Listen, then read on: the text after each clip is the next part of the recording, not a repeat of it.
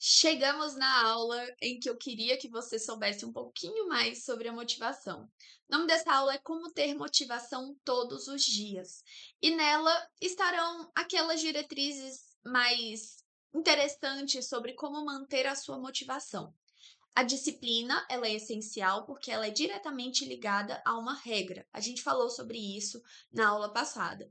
Mas agora eu quero que você entenda como é que você vai ter esse estímulo um pouco mais sensorial, um pouco mais emocional para manter o seu comportamento disciplinado.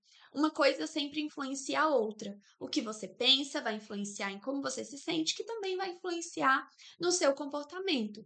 Então, se a gente pode desencadear um processo positivo para você de motivação e de manutenção de comportamento, é isso que a gente vai fazer aqui agora, ok? Então, vamos lá para a nossa aula. A primeira coisa que precisa acontecer é a criação de uma base sólida de hábitos. Como eu falei na aula anterior, você precisa ter uma regra, uma rotina. Você precisa ter essa base sólida de hábitos para que você também consiga se motivar. Por exemplo, hoje em dia o estilo de vida está muito em alta. A gente fala muito sobre lifestyle, né? Sobre estilo de vida. E a gente modela, se inspira muito em pessoas que têm um estilo de vida bem definido. Você pode criar o seu estilo de vida também, mas isso vai depender de como você mantém isso no seu dia a dia, tá? Então, às vezes a gente acha que é normal, que tá tudo bem, que a gente faz o mesmo que as outras pessoas e tal, mas na verdade nós temos diferenciais aí que outras pessoas não têm na vida delas. Muitas vezes elas mostram apenas aquilo que elas são muito boas, aquilo que elas fazem de melhor, e tá tudo bem mostrar, mas tente entender qual é o seu estilo de vida. Tá? Como é que você está levando isso? Tem bons hábitos que você considera bons hábitos? Tem hábitos que te ajudam a crescer profissionalmente e pessoalmente? É claro que a gente não pode viver a nossa vida inteira só pensando em evoluir pessoalmente e profissionalmente. Não existe essa necessidade, gente. Isso é uma pira de autoconhecimento meio que místico, tá? A gente precisa se conhecer, precisa reconhecer os nossos defeitos, as nossas qualidades. A gente precisa se posicionar em algumas situações, mas não precisa viver em alta performance. Não tem necessidade de ter desempenho em tudo. Aqui nos seus estudos, você vai precisar ter desempenho, porque é algo que você está fazendo que vai melhorar o seu aspecto profissional, tá bom? Então, uma base sólida de hábitos envolve normalmente essas 6 coisas. São as coisas que eu sugiro que você faça, são as coisas que eu faço no meu dia a dia, e aí como psicóloga eu dou o exemplo, tá? Então comer corretamente é importante, porque a alimentação afeta diretamente o seu nível de energia, então não vai adiantar o estímulo que você tem, a motivação que você tenha, se você não tem energia física, se você não tem combustível para queimar, tá? Durma melhor, porque esse sono de qualidade é essencial para a sua disposição. Beba água, a hidratação melhora o foco e o desempenho cognitivo, te dá mais energia, faz o seu corpo funcionar. Às vezes, tomando 3 litros de água, 2,5 litros de água por dia, você já tem aí uma vida totalmente diferente, tá? Agende o seu tempo, tem horários definidos para estudar, mas também para descansar. Tem horários definidos para fazer coisas que são importantes para você, tá? Naquele esquema que eu já ensinei. Não precisa ser em blocos de tempo. Você pode definir que aquilo dali, naquele tempo, durante 2 horas, você vai treinar. Durante 3 horas, você vai estudar. Durante 4 horas, você vai, 6, 8 horas, você vai trabalhar. Durante 1 hora e meia, você estará em trânsito. Vai colocando esse tempo assim. Tem tempos que serão blocados, porque não tem como mudar. Por exemplo, se você tem um trabalho de 8 horas diárias, você vai ter ali o seu tempo de deslocamento, tempo durante o trabalho, tudo isso. Não tem como mudar esse tempo. Esse tempo estará dedicado para aquilo. Mas os outros horários da sua vida, eles podem ter flexibilidade. A rotina, ela não precisa ser inflexível. Tá? Ninguém aguenta também. Tem gente que dá conta, tem gente que gosta, que quer e tudo mais, e não tem problema. Mas ninguém aguenta viver o tempo todo numa rigidez enorme. Entendam isso, nós não nascemos para rigidez. A gente não nasceu só para seguir regra. A gente nasceu também para ter um pouco mais de flexibilidade, para viver bem, para ter os nossos momentos criativos e tudo mais. Organize o seu ambiente, tá? Um espaço organizado facilita muito a sua concentração e vista-se para o sucesso, pois a maneira como você se veste pode influenciar também no seu estado mental. Então, gente, eu acho que eu tive outra oportunidade de falar sobre isso também com vocês, mas imagina se eu estivesse aparecendo aqui para dar aula para vocês, toda desarrumada, desgrenhada, com o cabelo todo alto, toda feia, sem ter passado uma maquiagem, sem ter vestido uma roupa, botado um brinquinho, nada, sem ter feito nada, sem ter me dedicado um pouquinho para vocês me verem de uma forma melhor, sabe? Se para vocês isso faz diferença comigo, e olha que eu nem sou a mulher mais linda do mundo, pelo amor de Deus, eu não sou a que chama mais atenção. Mas eu quero que você olhe pra mim e fale: "Poxa, ela tá arrumadinha", sabe. Eu faço isso por vocês, mas eu também faço muito por mim. Eu gosto de me olhar no espelho e falar: "Poxa, eu tô arrumadinha". Se eu precisar fazer qualquer coisa, se eu precisar receber uma pessoa em casa, se eu precisar sair de casa pra resolver algum problema, se acontecer alguma coisa e eu precisar me deslocar, enfim, se precisar ser flexível, eu estou pronta pra lidar com qualquer situação, né. Quando você se veste, se organiza bem a sua imagem, você se olha no espelho e fala: "Poxa, eu tô arrumada, eu tô bonita, eu tô me sentindo bem, deixa eu fazer aqui um negócio melhor pra mim, deixa eu me dedicar mais a uma outra coisa, é o meu momento de ficar tranquila". E eu não tenho nada contra estudar de pijama, não tomar banho antes de estudar, essas coisas, tá? Nada contra, inclusive faço bastante, mas sempre me arrumo um pouquinho antes, ok? O que é se arrumar um pouquinho antes? Passa uma água no rosto, eu como, fico de pijama, mas arrumo meu cabelo, que eu não gosto de ficar com o cabelo todo bagunçado, arrumo assim, faço um coque, ou então boto ele pra cima, faço um rabo de cavalo. Então não é só a roupa, não é a maquiagem, mas é o cuidado que você tem com a sua imagem. Isso também é um autocuidado. Não é só fazer skincare, não é só tomar um banho Premium Plus, não é só você cortar o cabelo, né, para os meninos, cortar a barba. É você cuidar da sua imagem mesmo, de como você se vê. Existe uma questão na psicologia que é o nosso autoconceito. Dentro do nosso autoconceito tá ali a autoimagem, a autoestima e também tem uma outra auto que é importante, tá? Mas esses dois são muito importantes. Se a sua autopercepção, se a sua autoimagem você não tem uma correspondência entre você e a sua imagem, a gente vai ter uma distorção de imagem. Se você não se estima, você também não vai ter um bom conceito sobre você. Então, se tudo isso, se a gente pega esses altos aí, né, que como a gente se vê, como a gente se percebe, e vai colocando numa linearidade, vai tentando compreender, expandindo isso, e você não se percebe como uma boa pessoa, ou sei lá, como alguém que é bonito, ou alguém que é organizado, não precisa nem ser bonito, perfeito, tá, gente? Mas assim, se vê, se sente bem.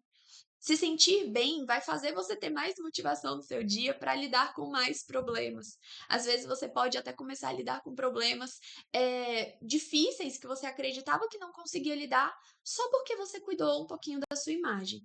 Eu sei que eu me estendi muito aqui nisso daqui, eh mas eu acho muito importante levantar esse ponto, principalmente para as mulheres. Eu sei que os homens às vezes deixam muito para lá, mas é importante também para os homens, tá?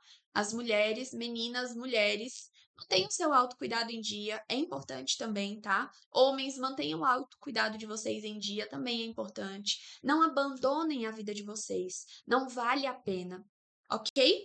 Bora voltar aqui então. Aprenda também a se concentrar. É outra coisa que vai fazer a sua motivação ir lá para o alto.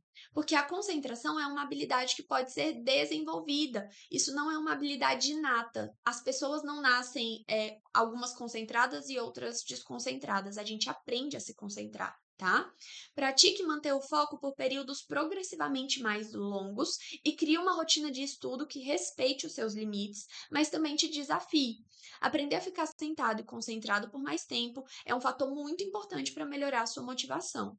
Então, se a sua motivação é um estímulo positivo, se você está aprendendo a fazer coisas que melhoram o seu desempenho, você vai se sentir o quê? Mais motivado. Tá? Então não depende só de você sentir motivação, de você esperar aquela sensação de eu posso, eu quero, eu consigo para fazer as coisas.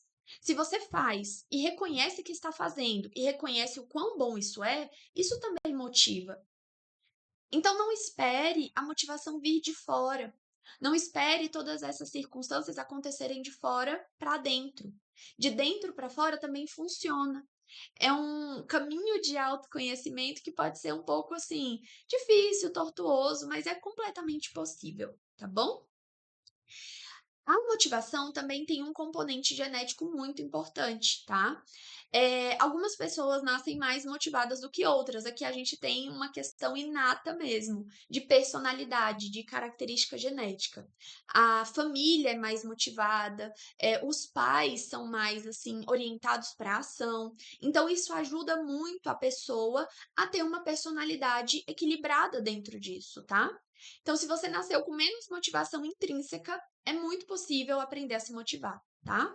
Talvez você nunca tenha o sangue nos olhos de algumas pessoas, mas com um sistema de recompensas adequado, você pode sim alcançar grandes resultados. Então, se ninguém nunca te falou isso, eu estou aqui falando. A gente não aprende só a se motivar. Tem componentes genéticos, tem componentes sociais, mas se você consegue controlar os seus componentes, você melhora. Essa que é a virada de chave. Se você consegue organizar o que é seu, o que depende de você, tudo o resto vai ficar mais equilibrado, tá? Confiem, vai dar certo. Bora lá. Aqui a gente tem aquela questão que eu me embananei na aula anterior, do motivo proximal ou distante, tá?